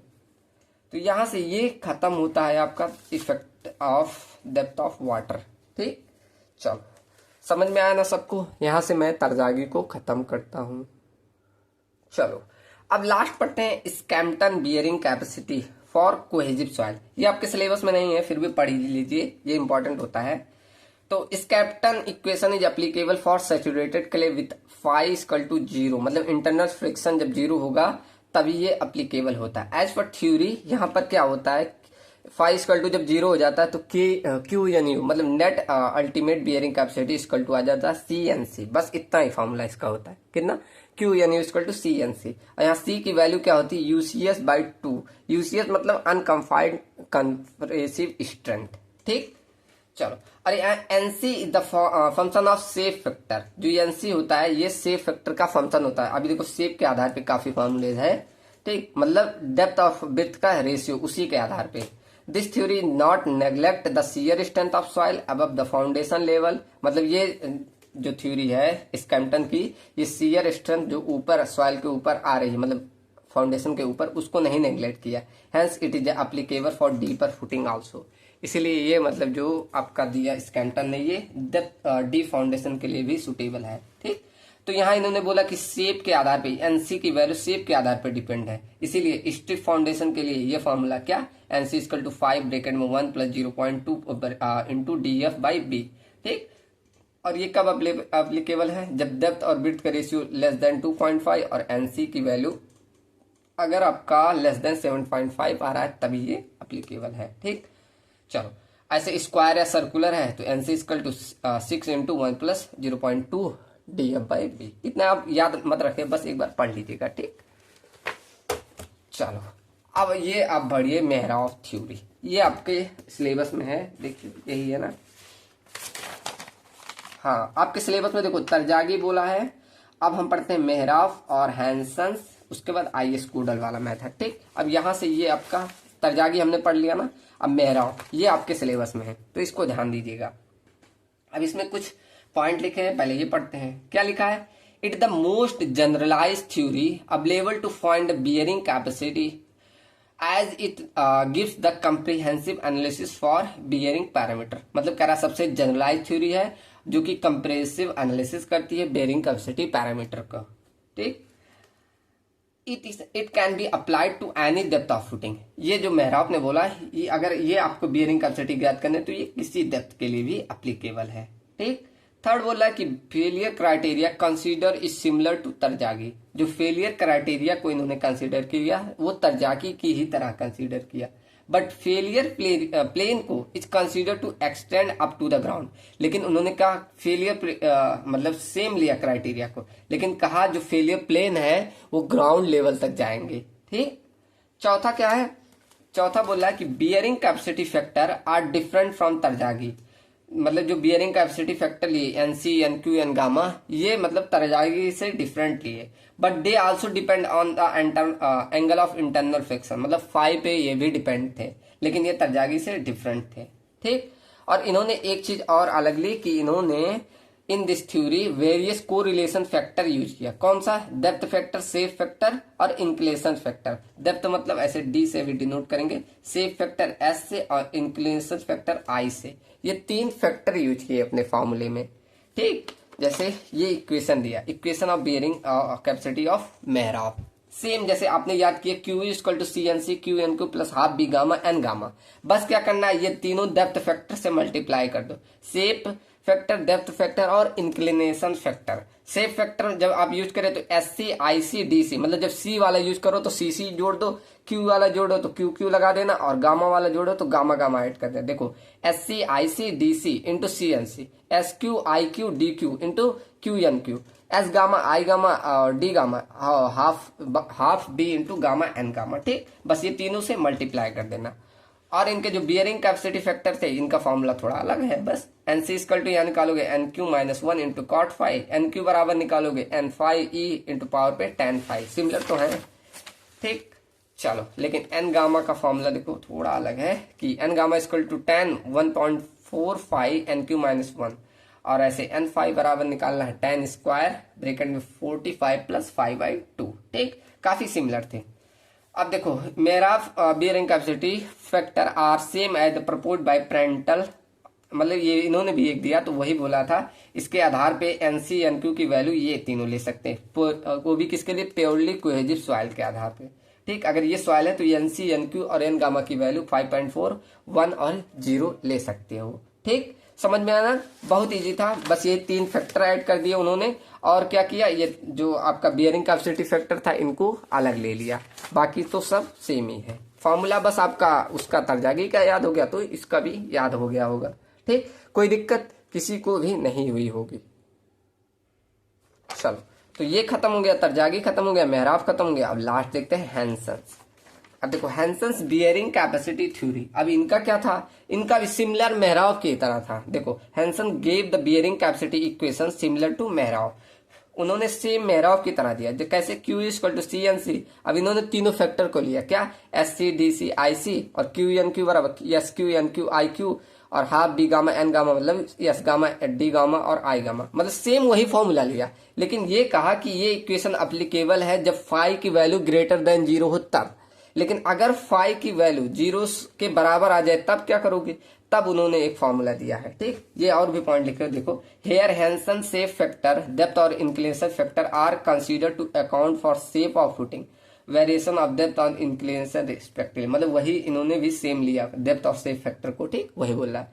लेकिन ये पॉइंट नोट करना कि अगर फाई बराबर जीरो हो जाए तो हैंसन ने क्या रिकमेंड किया, दूसरा फॉर्मूला बोला कि क्यू बराबर ये फॉर्मूला यूज करना है, क्या, क्यू बराबर सी एन सी ब्रेकेट में 1 plus S C plus D C plus I C plus में क्यू। ठीक, ये फॉर्मूला यूज करना है, क्या, C N C plus bracket में 1 प्लस एस सी मतलब ये सेफ फैक्टर का, S shape factor of cohesion, shape factor of depth of cohesion, shape factor of inclination of cohesion Q, और यहाँ पर क्यू मतलब सरचार, वही गामा इंटू डी एफ। ठीक, तो ये फॉर्मूला हमें यूज करना है। एन सी एन क्यू और एन गामा जो ऊपर है are Hansen bearing capacity factor, ये मतलब हैंसन बियरिंग कैपेसिटी फैक्टर हुए, क्यों, इसमें थोड़ा सा एन गामा में डिफरेंट हो गया, इसीलिए हैंसन बियरिंग कैपेसिटी फैक्टर इनका है अलग, इनका दूसरा है। ठीक, तो the recommendation of Hansen for NC and NQ are identical, मतलब एनसी और एनक्यू तो सेम थे, पर जो आपका एन गामा था वो डिफरेंट था। कैसे, देखो, एनक्यू बराबर ई पाई, चलिए, तो एन क्यू बराबर क्या बोला, ई पे पावर पाई ten five into ten square bracket में 45 प्लस 5/2, ये तो एन क्यू था। ऐसे एन सी बराबर क्या था, कॉट 5 ब्रेकेट में एन क्यू माइनस 1, ये एन सी बार। लेकिन एन गामा का देखो यहाँ पर 1.5 N Q minus ten five था, यहाँ पर ऊपर नोटिस करें तो 1.4 और ब्रेकेट में एन क्यू माइनस 1 इंटू 10 था। लेकिन यहाँ एन फाइव की वैल्यू दूसरी तरह, एन गामा की वैल्यू दूसरी तरह निकालनी है। ठीक, तो ये थोड़ा सा इसमें डिफरेंस था। समझ में आया ना क्या डिफरेंस था हैंसन और मेहराब में। ठीक, थोड़ा थोड़ा सा अंतर है, आप लोग एक याद हो गया तो समझो वो भी याद हो जाएगा। अब लास्ट पढ़ते हैं IS codal method. IS codal recommendation बोलो या मेथड बोलो। ठीक, तो ये कोड कौन सा है, इंडियन स्टैंडर्ड 6403 1980 के अकॉर्डिंग। अब इसके अकॉर्डिंग क्या बोला, नेट अल्टीमेट बियरिंग कैपेसिटी निकालना सिखाया। कैसे, देखो, IS code 6403 1981 recommends that for the following computation of the net ultimate bearing capacity of a shallow foundation, इसमें क्या निकालते हैं, नेट अल्टीमेट बियरिंग कैपेसिटी, ये भी ध्यान रखिए, क्या, नेट मतलब QNU निकालेंगे, of a shallow foundation in a general shear failure equation में भी यूज। और इसमें जो इक्वेशन जो कंडीशन यूज की जा रही है वो जनरल शियर फेलियर यूज की जा रही है। और कौन सा इक्वेशन बन रहा है, तो ये, इसमें थोड़ा सा चेंज है, देखो क्या है, Q U equal to C N C. अब देखो तीनों factor S C D C I C ये तो लिया, प्लस क्यू, अब क्यू एन क्यू होना चाहिए था, लेकिन इन्होंने क्या लिया है, Q into N Q minus 1 इन्होंने लिया है, मतलब इन्होंने प्रूफ किया है, ऐसा नहीं अपने मन से ले लिया। ठीक, तो क्यू इंटू ब्रेकेट में एन क्यू माइनस 1 फिर ब्रेकेट में S Q D Q I Q, ये तीनों फैक्टर हो गए। और ये बस इन्होंने -1 ले लिया, और पीछे एक फैक्टर और लिया है डब्ल्यू डैश, अभी बता रहा हूँ। ठीक, तो half B gamma N gamma S gamma plus में इंटू में डी गामा आई गामा, और लास्ट में एक डब्ल्यू डैश, मतलब वाटर को इन्होंने फैक्टर लिया है डब्ल्यू डैश। अभी देखो यहाँ नीचे लिखा है क्यू एन यू क्या है, net ultimate bearing capacity, N C N Q क्या है, बियरिंग कैपेसिटी फैक्टर, लेकिन डब्ल्यू डैश इन्होंने लिया ना लास्ट में, यहाँ मल्टीप्लाई किया डब्ल्यू डैश से। अब ये क्या है, factor which take account the effect of water table, जो आपका वाटर टेबल का इफेक्ट आएगा उसको ये अकाउंट करने के लिए, मतलब इफेक्ट को कंसिडर करने के लिए। ठीक, तो यहाँ डब्ल्यू डैश भी जोड़ा। अब देखो यहाँ डब्ल्यू डैश की वैल्यू 0 होगी कब, जब आपका डेप्थ ऑफ वाटर यहाँ नीचे होगा, कहाँ, depth of foundation plus width of foundation इतना नीचे होगा, तब आपका डब्ल्यू डैश की वैल्यू 1 हो जाएगी। कब, if water table is likely to remain at or below the depth, कहाँ पर, DF plus B from the ground level, यहाँ से कहाँ पर DF प्लस बी इतना नीचे हो, तब आपको वाटर टेबल की वैल्यू कितना लेना है, डब्ल्यू डैश इक्वल टू 1 लेना है। ठीक, चलो, ऐसे अगर डब्ल्यू डैश इक्वल टू 0.5 लेना है, कब, जब यहां पर वाटर टेबल आ जाए, eight the base of footing, देखो लिखा eight the base of footing, यहां पर आ जाए आपका वाटर टेबल, अगर यहां पर आ गया तब आपको डब्ल्यू डैश की वैल्यू 0.5 लेना है। लेकिन अगर इनके बीच आ जाए तो आपको वहां इंटरपोलेशन लगा देना है। ठीक, वही लिखा है W dash can be linearly interpolate between the 0 and 1 अगर क्या हो जाए, इफ 0 से लेकर b के बीच में, मतलब यहां से और यहां तक की भी अगर वैल्यू आ जा रही है डेप्थ ऑफ वाटर की, तब आपको क्या लेना है, 0 से और 1 के बीच में आपको इंटरपोलेट कर देना और वहीं से आपको वैल्यू ले लेनी है। ठीक, चलो, तो यहाँ डब्ल्यू डैश की वैल्यू कैसे ज्ञात करनी है ये हमने देख लिया। मैं न्यूमेरिकल नहीं करवा रहा हूँ, अगर न्यूमेरिकल आपको करना हो या आपकी डिमांड हो तो आप लोग कमेंट कर दीजिएगा। मैं क्या करूंगा, जब ये 5 यूनिट कवर हो जाएगी, मैं एक साथ 2 लेक्चर लाऊंगा जिसमें कम से कम 30 से 40 तो न्यूमेरिकल करा दूंगा। ठीक, क्योंकि न्यूमेरिकल आते हैं इस यूनिट से। ठीक, तो मैं 5 यूनिट से एक साथ करा दूंगा। अगर न्यूमेरिकल की डिमांड होगी तब सब लोग कमेंट कर दीजिएगा। ठीक, तो मैं न्यूमेरिकल भी करा दूंगा। चलो, तो मैंने न्यूमेरिकल स्किप कर दिए हैं। अब इसमें देखो, कंसीडर किया था जनरल शियर फेलियर, लेकिन अगर लोकल शियर फेलियर आ जाए तो इसमें मॉडिफिकेशन फैक्टर लगाते हैं। कैसा, सेम एज तरजागी। अब यहाँ मैंने इसलिए ये लिख दिया तरजागी में, आप ये मॉडिफिकेशन वहां भी लिख दीजिएगा कि मॉडिफिकेशन आर सेम एज तरजागी, वहां मैंने नहीं लिखा, तो ये मॉडिफिकेशन फैक्टर लगा देते हैं। क्या, C dash equal to 2/3 of C और tan five equal to 2/3 five, मतलब जहां आप सी यूज करेंगे वहां 2/3 सी यूज करेंगे, जहां tan फाइव यूज करेंगे वहां 2/3 फाइव यूज करेंगे। ठीक, तो ये आप मॉडिफिकेशन लगा देते हैं। अगर आप जनरल शियर फेलियर के स्थान पे क्या ले रहे हैं, लोकल शियर फेलियर कंसीडर कर रहे हैं तब। ठीक, तो ये आपको मॉडिफिकेशन लगा देना। तो यहां पर आपका आईएस कोडल रिकमेंडेशन खत्म होता है। समझ में आना यहां तक? चलो, अब आपका बच्चा ये last topic, settlement of shallow foundation, जो कि 3 प्रकार के होते हैं। कौन, इमीडिएट, कंसोलिडेशन और डिफरेंशियल सेटलमेंट। ठीक, चलो, तो एक एक पढ़ते हैं। अब देखो, सेटलमेंट क्राइटेरिया, यहां देखो क्या लिखा है, allowable bearing capacity for footing design is governed bye, मतलब जो आपका बियरिंग कैपेसिटी है वो किन चीजों पे डिपेंड कर रहा है। पहला तो बियरिंग कैपेसिटी ऑफ सॉइल कितनी है उस पर डिपेंड कर रहा है, लेकिन सेकंड हमारा डिपेंड करता है कि परमिजिबल सेटलमेंट, कितना आपका सेटलमेंट हो रहा है, परमिजिबल लिमिट तक हो रहा है या नहीं, उस पर भी डिपेंड करता है आपका कौन, बियरिंग कैपेसिटी। ठीक, तो इसी आधार पे settlement in soil can be following type, 3 प्रकार के होते हैं। आपने इस सॉइल मैकेनिक्स में भी पढ़ा होगा, प्राइमरी, सेकेंडरी और एक इमीडिएट, तीनों पढ़ा होगा। वही तीनों यही है, बस तनी थोड़ा सा भाषा चेंज है। ठीक, देखो क्या है, पहला इमीडिएट और इलास्टिक सेटलमेंट, जिसे SI से डिनोट करेंगे। दूसरा कंसोलिडेशन सेटलमेंट, SC। तीसरा हमारा secondary settlement, SS। Same as soil में जैसे पढ़ा है वही तीनों चीज है, बस यहाँ निकालने का फॉर्मूला थोड़ा डिफरेंट है। ठीक, अब देखो, इमीडिएट और इलास्टिक सेटलमेंट SI से डिनोट करें, ये कब तुरंत आप लोड लगाएंगे, तुरंत का तुरंत जो सेटलमेंट हो रहा है वही हमारा इमीडिएट सेटलमेंट कहलाता है। ठीक, तो यहाँ क्या लिखा, टेक प्लेस इमीडिएटली और a short time after load is placed. ठीक, क्या कह रहा है, शॉर्ट टाइम, बहुत कम समय लेता है मतलब सेटलमेंट होने में। Although the settlement is not truly elastic, मतलब ये पूरी जो सेटलमेंट होता है ये इलास्टिक नहीं होता है, जितना होता है ये पूरी तरह सेटल कर जाता है, इसका मतलब। ठीक, it is a computed using the elastic theory. इसको कैसे निकाल सकते हैं, बाय इलास्टिक थ्योरी के द्वारा हम ज्ञात सकते हैं, स्पेशली फॉर कोहेजिव सॉइल के केस में। ठीक, चलो, अभी पीछे फॉर्मूला भी मैंने लिखा है। अब सेकंड हमारा है कंसोलिडेशन सेटलमेंट, जिसे SC से डिनोट करते हैं। अब ये क्या होता है, due to gradual expulsion of pore water from the voids of soil. ये क्यों होता है, क्योंकि पोर वाटर आपका निकल जाता है वाइड से, इसलिए ये कंसोलिडेशन सेटलमेंट होता है। Same as the soil mechanics, जैसे पढ़ा है वही। ठीक, इसको कैसे निकाल सकते हैं, तरजागी थ्योरी द्वारा, उसके द्वारा निकाल सकते हो। अप्लीकेबल होता है all saturated and nearly saturated soil, fine grain soil के लिए। ठीक, उसके लिए ये अप्लीकेबल होता है। अब देखो, लास्ट है हमारा सेकेंडरी सेटलमेंट। अब ये कब अकर होता है, this soil occur after the completion of primary settlement, मतलब ये वाला सेटलमेंट होने के बाद ही ये होता है। और ये क्या होता है, रीअरेंजमेंट ऑफ पार्टिकल के द्वारा। ठीक, तो वही लिखा है, देखो, it occur due to rearrangement of soil particle, उसके कारण होता है। It take place at constant effective stress. ठीक, ये मतलब कब ऐसा होता है, जब ये कांस्टेंट इफेक्टिव आपका स्ट्रेस, मतलब एक ऐसे लोड काफी देर तक लगा रहे, तब ये होता है। ठीक, it can be determined from the coefficient of secondary consolidation. इसे किसके द्वारा डिफाइन कर सकते हैं, कोफिशिएंट ऑफ सेकेंडरी कंसोलिडेशन द्वारा। इस सॉइल में आपने पढ़ा होगा।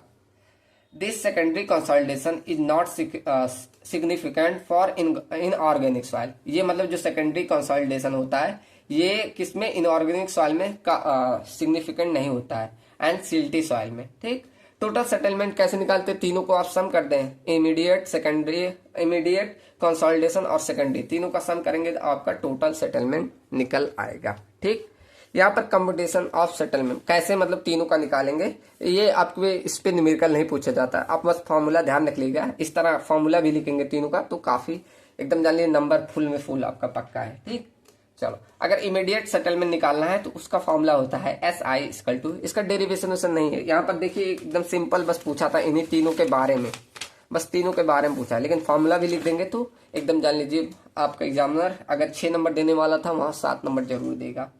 ठीक, तो देखो इमीडिएट सेटलमेंट कैसे निकालेंगे, QB ब्रैकेट में 1 माइनस न्यू अपॉन में ES इंटू IS। अब क्या क्या टर्म क्या है ये देखो, फॉर्मूला याद कर लीजिए, QB ब्रैकेट में 1 माइनस न्यू स्क्वायर अपॉन में ES इंटू IS। ठीक, क्या होता है, Q बराबर क्या होता है, net foundation pressure, B width of foundation, new क्या होता है, पॉइजन रेशियो, ES क्या होता है, modulus of elasticity of soil, IS क्या होता है, इन्फ्लुएंस फैक्टर। अब ये डिपेंड करता है कैसा आपका शेप है, फुटिंग का शेप, उसके आधार पर। ठीक, अब इसके आधार पर वैल्यू भी होती है, वो मैंने नहीं लिखा, अब ज्यादा हो जाता। ठीक, तो इतना बहुत है। बी पॉइंट देखिए, कंसोलिडेशन सेटलमेंट SC। अब SC की वैल्यू क्या होगी, CC अपॉन H अपॉन में 1 plus E not log 10 bracket में sigma not dash plus delta sigma upon में सिग्मा नॉट ब्रैकेट में। ठीक, तो ये आपका कंसोलिडेशन का फॉर्मूला है। अब इसमें क्या क्या टर्म क्या है, CC बराबर कंप्रेशन इंडेक्स, ठीक, ये सॉइल में जरूर पढ़ा होगा कंप्रेशन इंडेक्स के बारे में, H बराबर thickness of compressive layer, E not बराबर initial void ratio, sigma not बराबर initial effective stress, delta sigma बराबर इंक्रीज इन स्ट्रेसेस। ठीक, एंड लास्ट आपका क्या है, सेकेंडरी सेटलमेंट SS। अब इसका क्या फॉर्मूला होता है, SS equal to C alpha upon 1 plus EP log 10 T2 upon T1। C alpha equal to क्या, सेकेंडरी कंप्रेशन इंडेक्स, H बराबर टोटल थिकनेस, EP बराबर void ratio after consolidation and T1 T2 क्या होता है, time interval. इसका derivation नहीं था, बस फॉर्मूला ही याद रखिए, काफी होगा। ठीक, चलो तो यहां आपकी सेकेंड यूनिट कंप्लीट होती है, कंप्लीट। ठीक, एक टॉपिक शायद मेरा छूट रहा है यहाँ, factor affecting the bearing capacity, कौन कौन से फैक्टर अफेक्ट कर सकते हैं बियरिंग कैपेसिटी को। ठीक, तो सब लोग ये कमेंट मैंने इसलिए छोड़ दिया है, ये कुछ भी नहीं है, क्या किस किस कारण से होता है आप खुद से ही ऑब्जर्व कर सकते हैं, जैसे शेप कितना है, डेप्थ कितनी रखनी है, सॉइल किस प्रकार की रखनी है, सॉइल का कंप्रेशन कितना है, ये अगर आप पीछे सेमेस्टर में पढ़ के आए तो ये आप काफी इजी से लिख सकते हैं। ठीक, तो सभी लोग कमेंट में 5 पॉइंट जरूर लिखेंगे इसके बारे में, इसीलिए मैंने छोड़ दिया क्योंकि ये एकदम बेसिक पॉइंट था। तो सब लोग 5 पॉइंट जरूर कमेंट में करके जाना, देखता हूँ कितने लोग ये लिख पाते हैं। अगर आपको बेसिक नॉलेज होगा तो आप ये बता देंगे। ठीक, चलो तो मिलते हैं अगली यूनिट नंबर 3 के साथ।